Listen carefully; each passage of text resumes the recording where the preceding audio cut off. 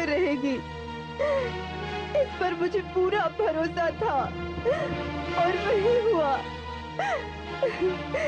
स्वामी, आपने हमारे साथ साथ समस्त असुर जाति को श्रीहीन कर दिया।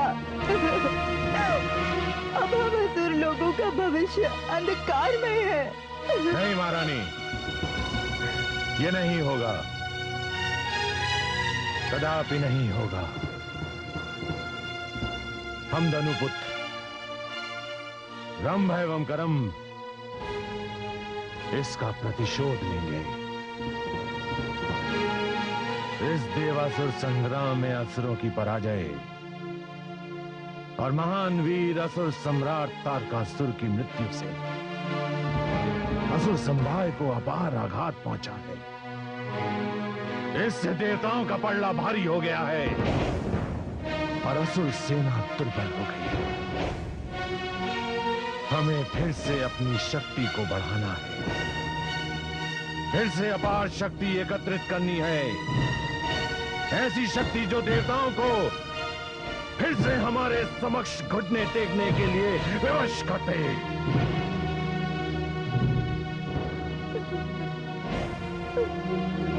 मैं रंभ, मैं करम, हम दोनों भ्राता महान वीर असुर सम्राट तारकासुर के मृत्यु शरीर को छूकर प्रतिज्ञा करते हैं कि असुरों की खोई हुई प्रतिष्ठा को पुनः स्थापित करेंगे, फिर देवताओं को पराजित करेंगे और इसके लिए, इस लक्ष्य की प्राप्ति के लिए हम ऐसा घोर तप करेंगे कि विधाता को हमें हमारा मनचाहा वरदान देने के लिए बार बार होना पड़ेगा और हम अपनी प्रतिज्ञा की पूर्ति के लिए हम अभी और इसी समय तपस्या हेतु प्रस्थान करते हैं।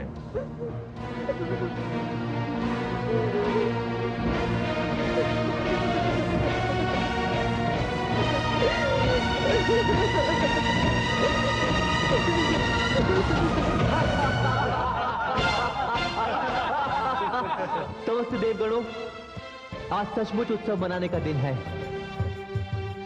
तारकासुर के कारण हम सब वर्षों तक ग्रहहीन होकर एक स्थान से दूसरे स्थान पर भटकते रहे। आज हमें अपना स्थान, अपनी शक्ति, अपना सम्मान पुनः प्राप्त हो चुका है। तारकासुर की मृत्यु के उपलक्ष्य में मैं 1 वर्ष तक देवलोक में समारोह मनाने की घोषणा करता हूं। ठहरिए देवराज, क्या बात है वरुण देव? देवराज, कदाचित हमारी प्रसन्नता की घड़ियां बड़ी सीमित हैं। मैं आपका अर्थ नहीं समझा वरुण देव। देवराज, धनुपुत्र महादानव रंभ तथा महादानव करम ने यक्षों को प्रसन्न करने के लिए घोर तपस्या आरंभ कर दी है। तपस्या? कैसी तपस्या वरुण देव? महादानव करम ने जल में तथा महादानव रंभ ने अग्नि में एक ऐसे पुत्र प्राप्ति के लिए तपस्या आरंभ कर दी है जो हमें हमारे ही इंद्रलोक से निकाल सके। रंभ और करम दोनों ही निसंतान हैं। नहीं नहीं वरुण देव, ये नहीं हो सकता, नहीं हो सकता ये। अब मैं ये कदापि नहीं होने दूंगा। समझ में नहीं आता इन दानवों को मुझसे तथा मेरे इंद्रलोक से इतना बैर क्यों है। स्वतंत्रता की हम एक पूरी सांस भी नहीं ले पाए कि ये नया संकट उत्पन्न हो गया। आप समस्त देवगण निश्चित हैं, मैं रंभ और करम को उनकी तपस्या पूर्ण नहीं करने दूंगा। मैं इसी समय, इसी क्षण वहां जाता हूं जहां करम जल में और रंभ अग्नि चक्र में तपस्या कर रहा है। आप सभी निश्चिंत होकर इस समारोह का आनंद लीजिए। यह कार्य मैं करूंगा, केवल मैं।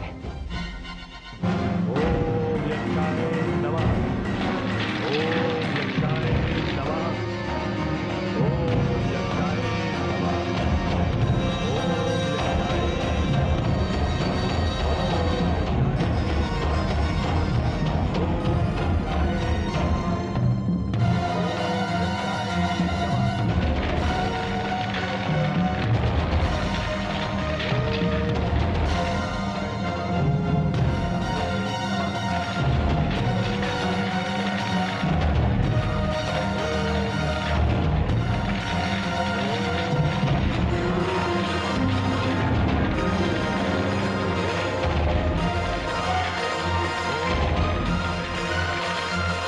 चक्र एवं जल चक्र द्वारा यक्ष देवता प्रसन्न होकर तुम दोनों को मनचाहे पुत्र का वरदान दे सकते हैं।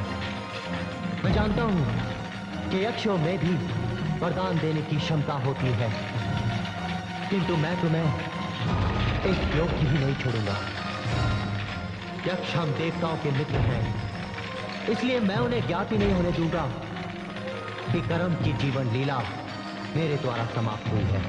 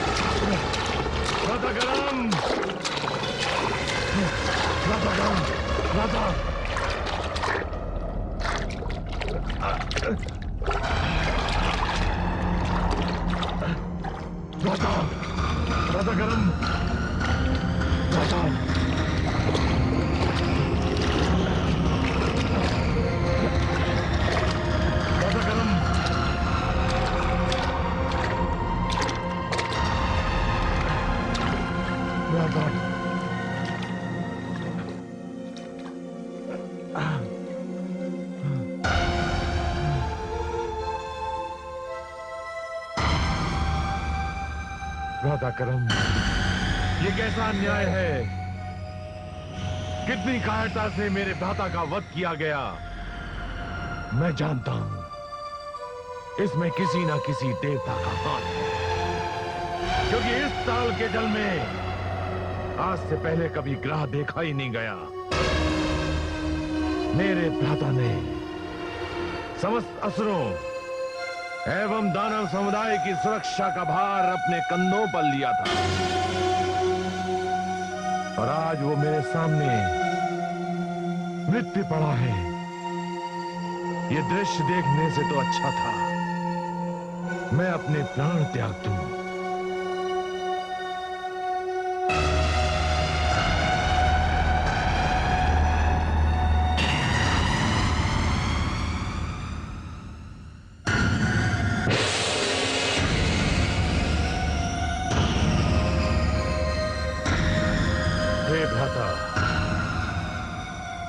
जिस प्रकार आपने अपने प्राणों की बलि दे दी है, मैं भी जाकर अपना मस्तक इस अग्नि को भेंट कर दूंगा।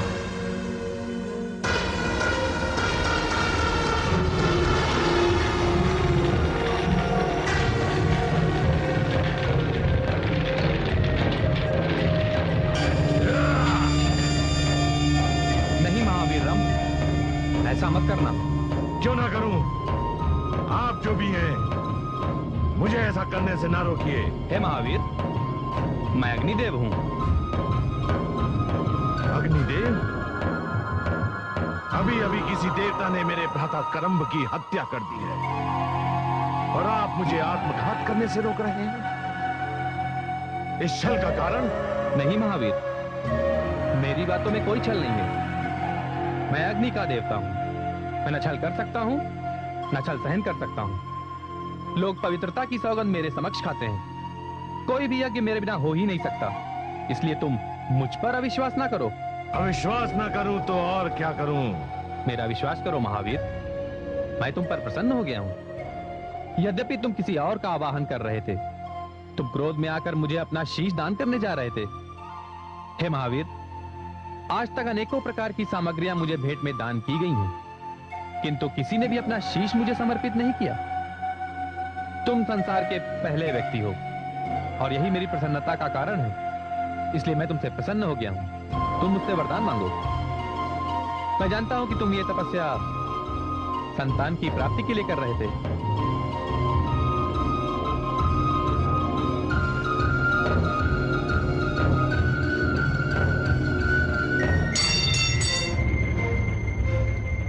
सत्य कहा आपने। यदि सचमुच आप मुझ पर प्रसन्न हैं, तो मुझे ऐसी संतान का वर दीजिए, ऐसे पुत्र का वर दीजिए जो आपसे अधिक ज्वलित हो और तीनों लोकों पर विजय प्राप्त करने वाला हो। तथास्तु। हे महादानवरम, मैंने ये वरदान तुम्हें दिया। यहां से जाते हुए मार्ग में तुम जिस किसी भी स्त्री पर मोहित हो जाओगे, उससे तुम्हें मुझसे भी अधिक प्रखर संतान उत्पन्न होगी।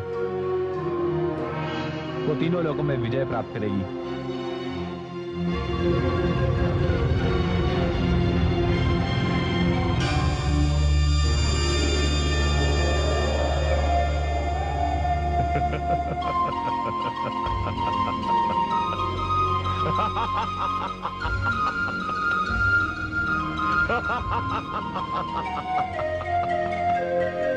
भ्राता करम, आपका बलिदान व्यर्थ नहीं गया। हमारा जो उद्देश्य था वो पूरा हो गया। और ये कितने आश्चर्य की बात है कि मुझे हमारे सदैव के शत्रु देवताओं से ये वरदान मिला है।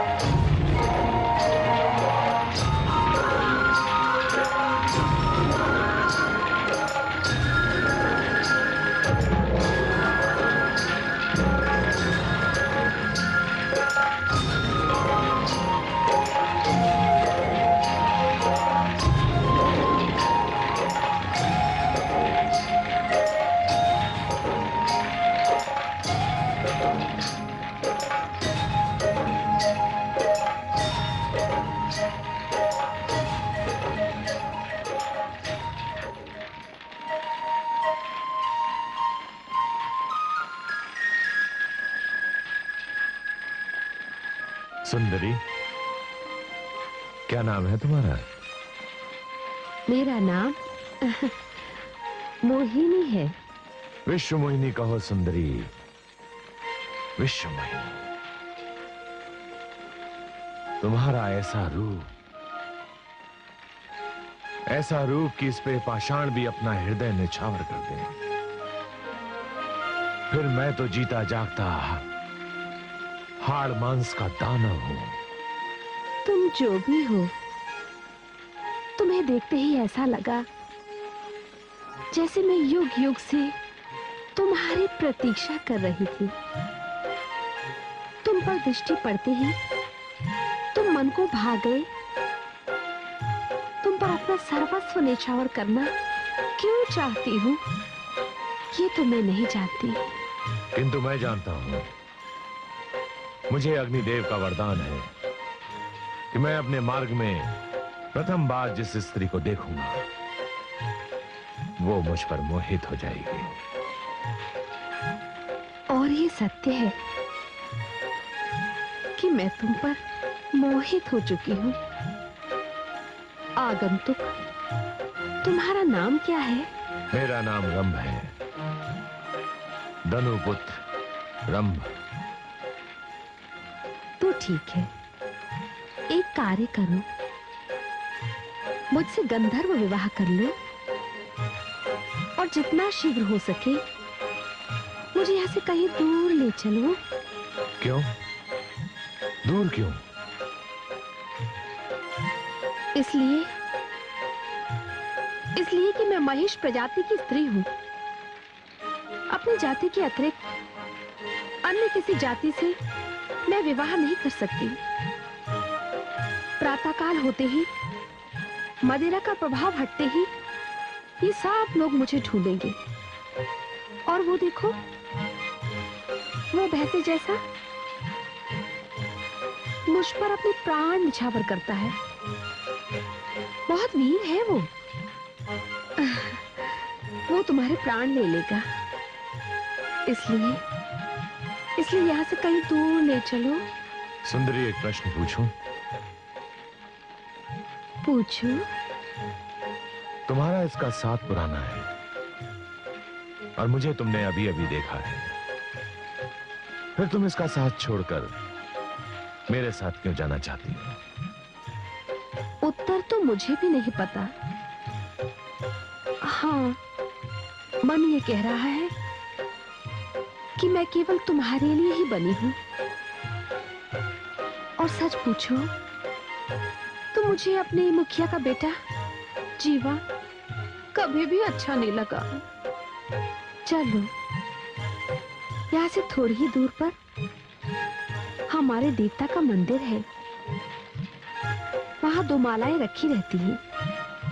हम चलकर गंधर्व विवाह कर लेते हैं। चलो। चलो मोहिनी,